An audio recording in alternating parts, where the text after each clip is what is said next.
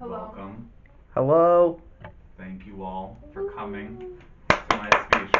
Thank you. Thank you. Today, we are going to be speaking about morality.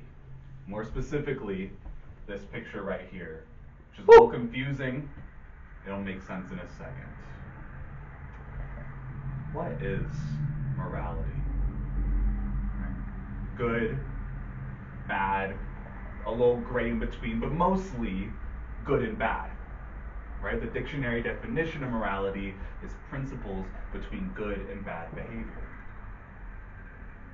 Through this speech, I'm going to show that for you, there is no good and bad.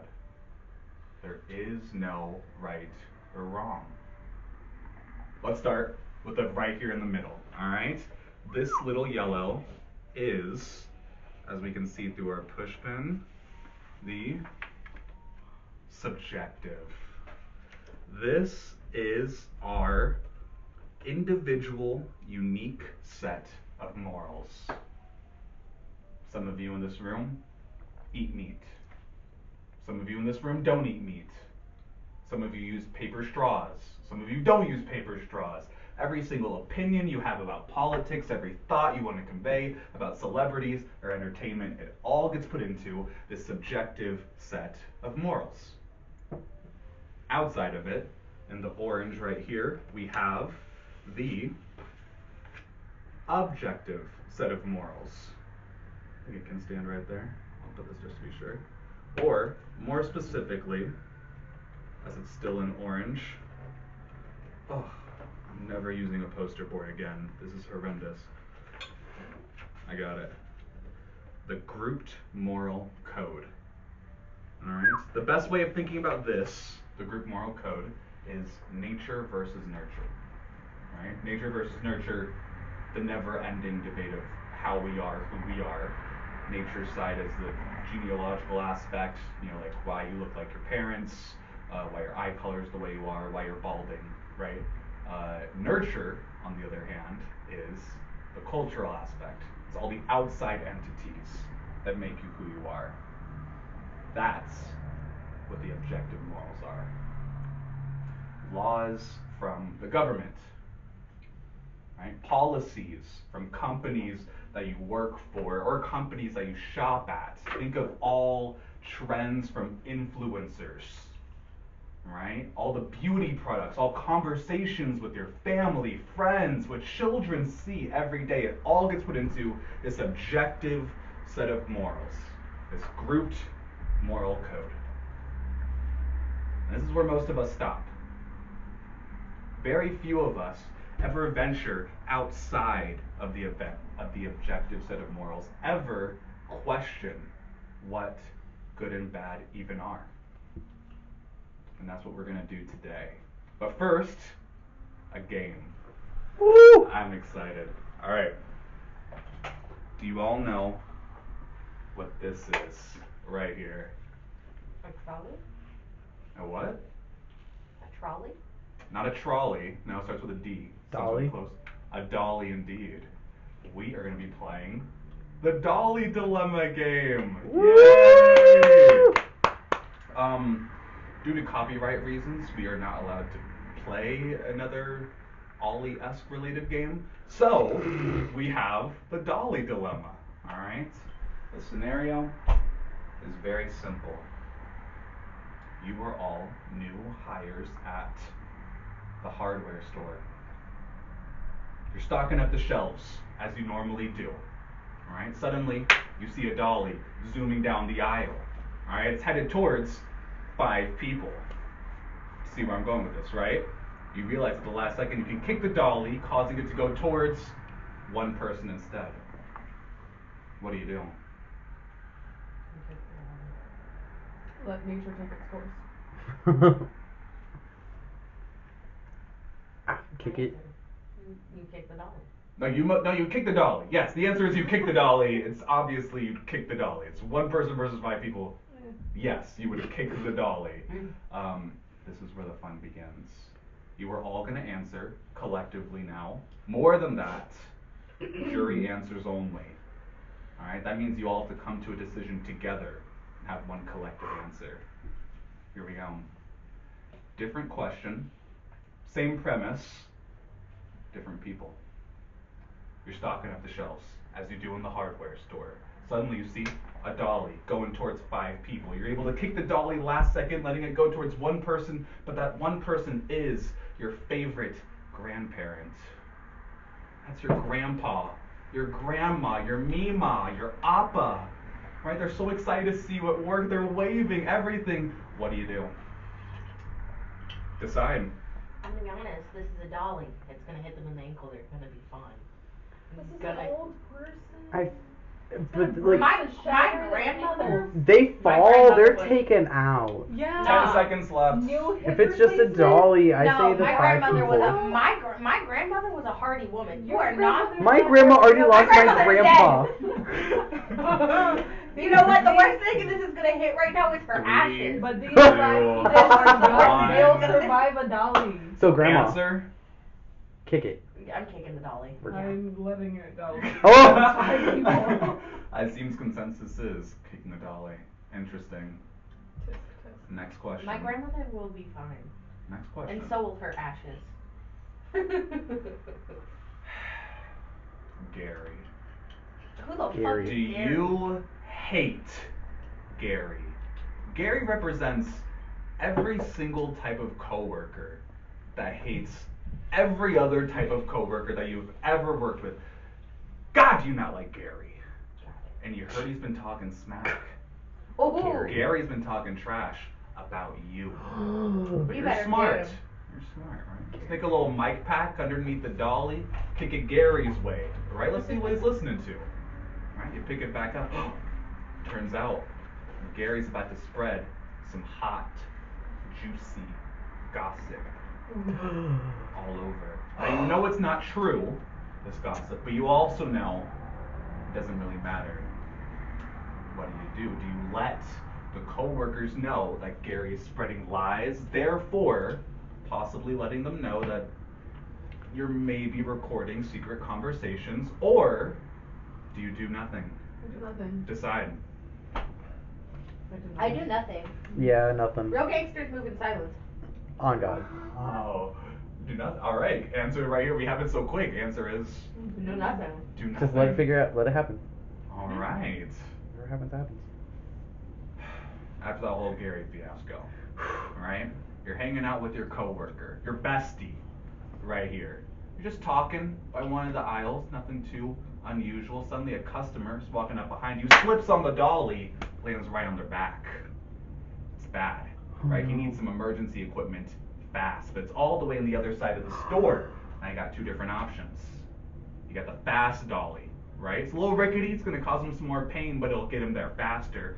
Or do you take the slow dolly, right? It's smoother, less pain, but it'll take longer to get there.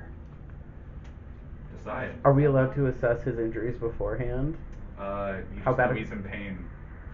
You get him there safely. To be fair, you shouldn't move Oh, a what's person this? in a medical sense, so you should probably go run and Assume- grab it and come back.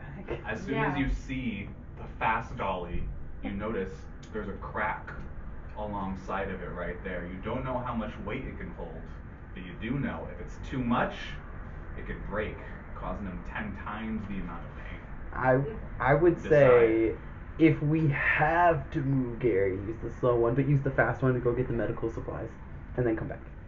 Why don't you just walk, run 10 with your seconds. little legs? Because you have to use a dolly, it's part of the problem. It's like a math equation.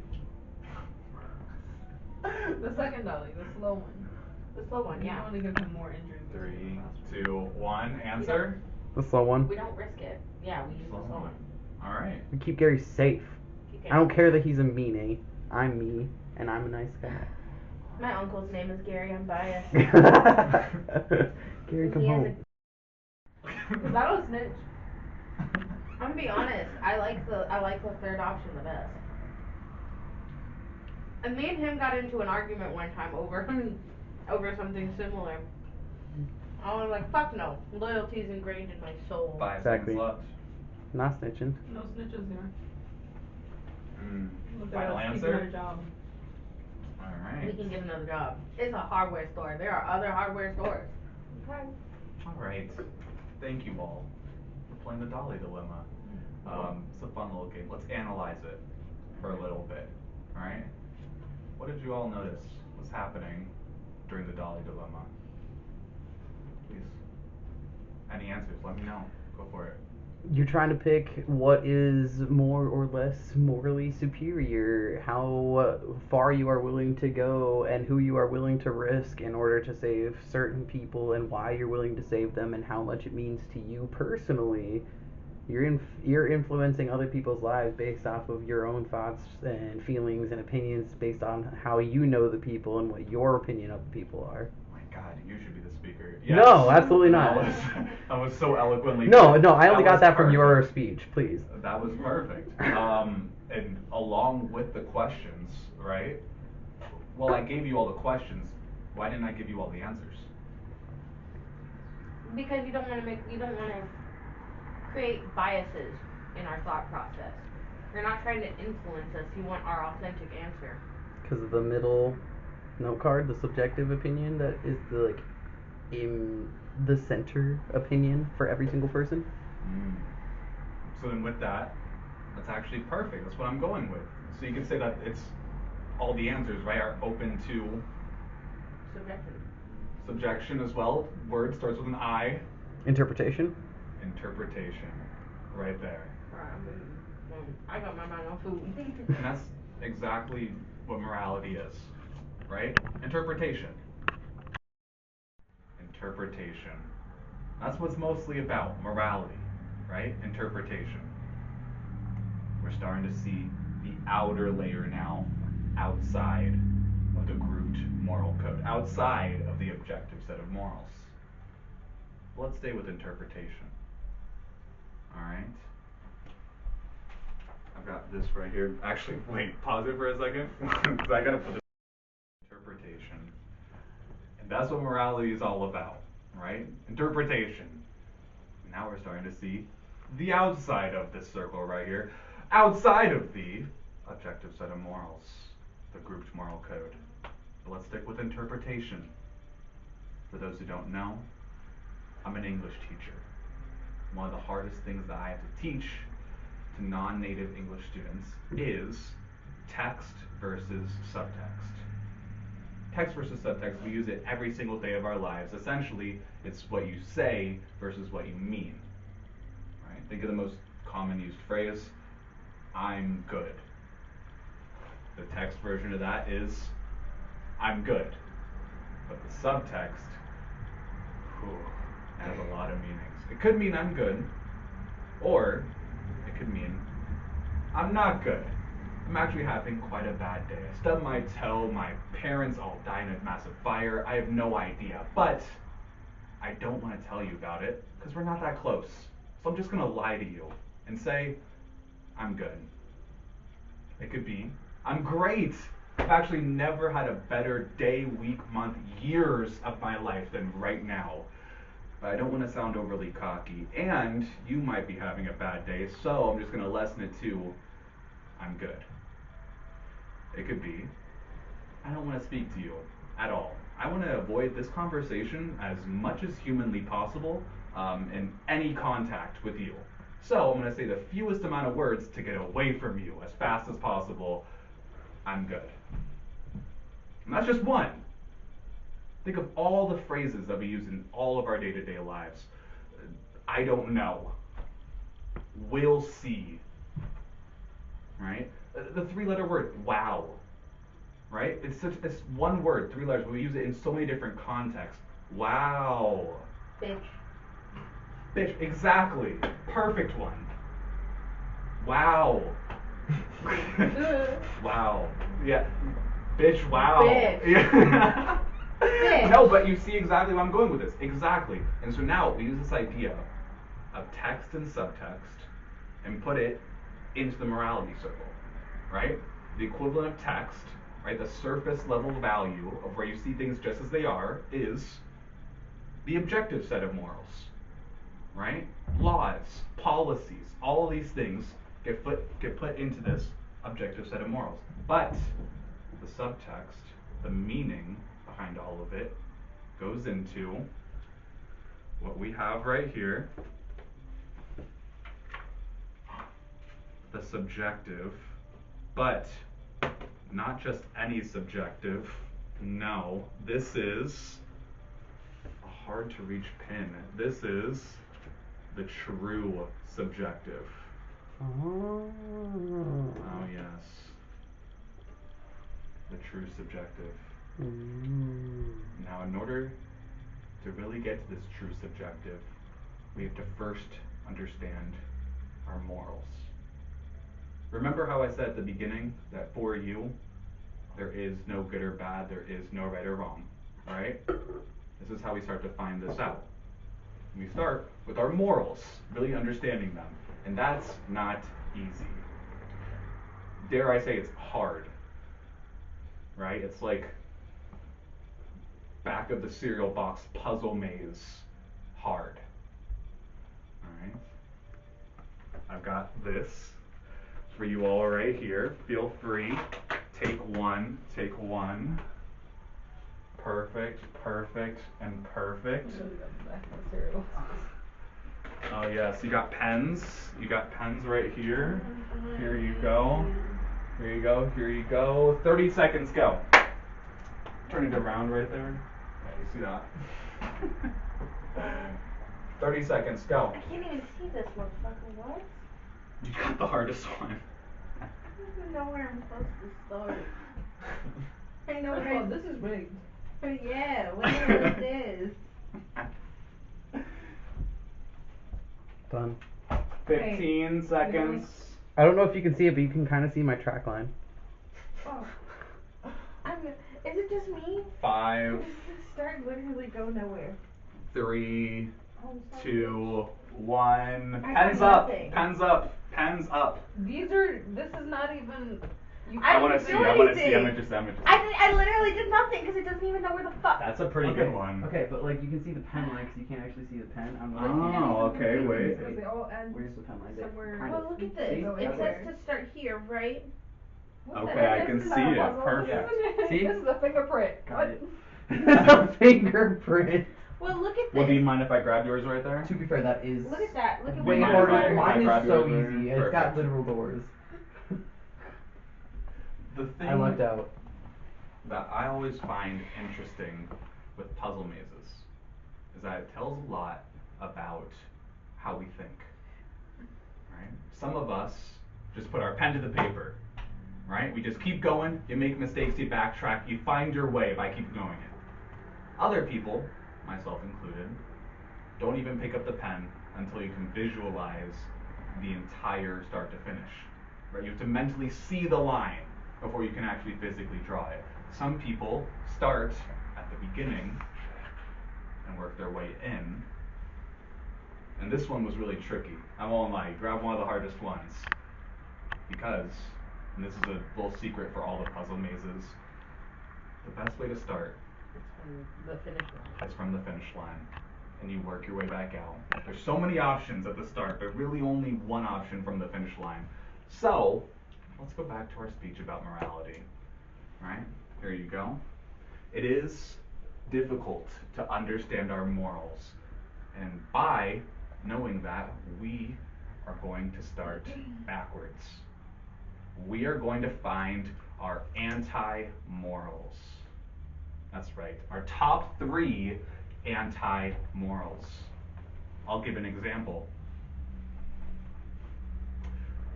I love animal cruelty. Oh, kicking puppies? Oh my gosh, it's one of my favorite things of all times. Oh, animal cruelty so much. I'm just strangling a goose. Gosh, do I love animal cruelty. That's an anti-moral, right? Which means that my morals are that I love animals, right? I care a lot about animal safety. All right, I'll give you one more. It's whatever I eat, to be honest. I had, maybe 5, 6 meals today. Maybe I'll have one tomorrow.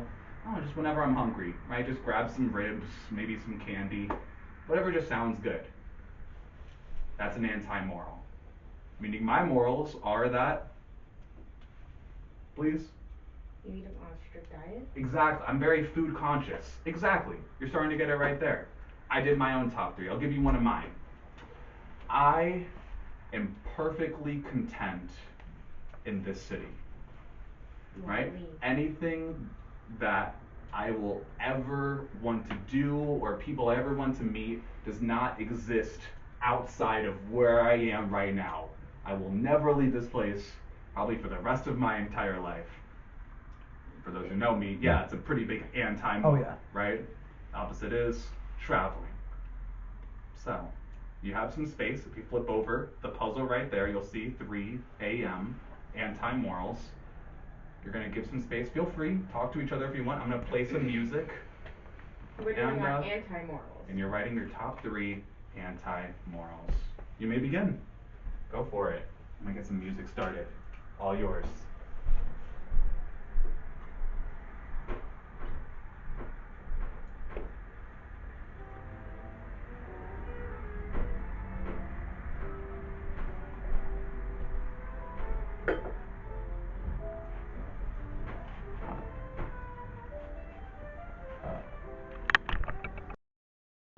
Back to recording. Perfect.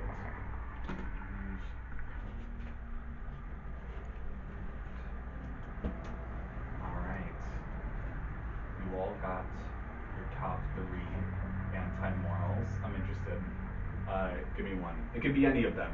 You can give me any one you want. I want to hear one. Which is it?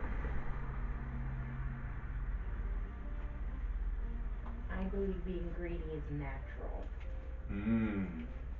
Which is good, which means that if that's your anti-moral, your morals are that greedy is a very non-natural, very artificial concept, right? Perfect. Exactly. Let's hear one. I want to work until I drop dead. Say it again. I want to work until I drop dead. Okay, perfect. Meaning, that's your anti-moral, that your morals are? I don't want to work. Yes, exactly. And?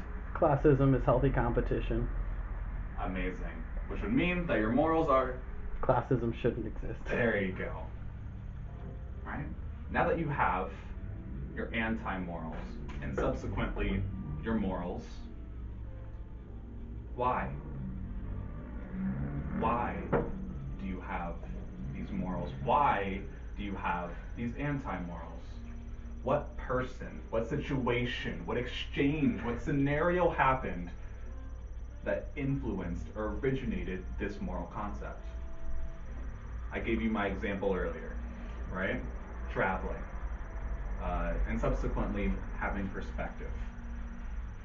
I remember I was in high school and I took a school trip to the Czech Republic, right? And I originally went to, Canada, never really left the US, but it was amazing. The food, the people, oh my gosh, Prague, incredible. What I noticed most that happened there was that I met people that were the exact same age as me, right? Might have had some similarities here or there, but everything else was different. The way that they were raised, different. The words they could pronounce, different. Their ideas of their future, their hopes and dreams, all different. And I realized then and there, if I was to make any sense, any understanding of how the world works, of what life is, that I need perspective, right? I need to travel in order to understand that. Please, you have the little W section right there for why. This one, of course, feel free to do by yourself. This will be your own activity. I'll play some music again. You may begin.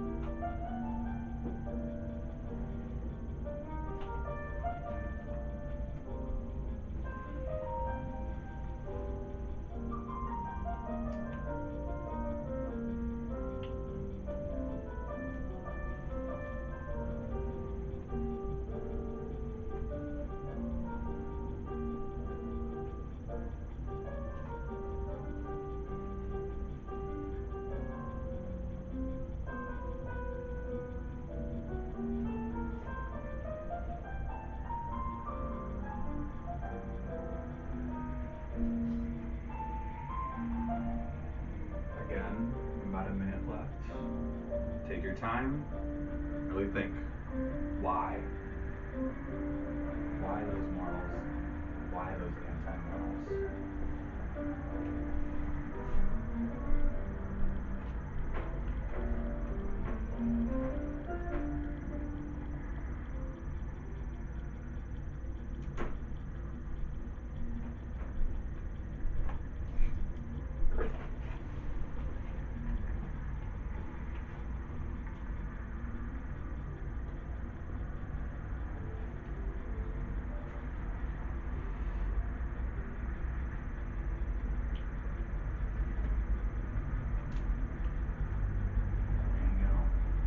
Alright, we're going to wrap it up right there. It seems like most of you finished. If not, perfectly alright. That is going to be yours. Your anti-morals, your reasoning why. Right? What's so amazing about this concept is that those are only your top 3 morals, your top 3 anti-morals. Think about if we were really going to question, if we were going to find the subtext of every single moral decision that we've ever had. And that's the true subjective. Remember how I said at the beginning and subsequently on how for you there is no right or wrong. I was paraphrasing. The lengthy version of it is for your passion, for your purpose, for your being here on earth, there is no right or wrong. Think about everything that we talked about today and how it all relates back to this morality circle right here. Right? Most of us stay right in here in the objective set of morals, and even when we want to escape, when we want to get out of it, we get dragged back in. No. You shouldn't study something like that. You should study this thing. This is the right thing to do. No. You shouldn't work at this job. That job is wrong.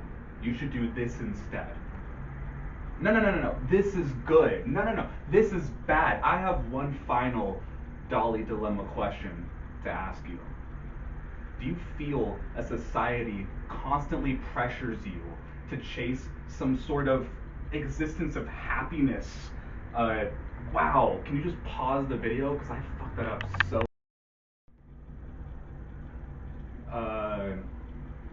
No. Fuck it, we'll keep going. No. This is wrong. No. This is good. This is bad. I have one final Dolly Dilemma question to ask you all. Do you feel a society... Oh my gosh, why can't I get it? I gotta get into characters. No. This is good. No, this is bad. I have one final Dolly Dilemma question to ask you all.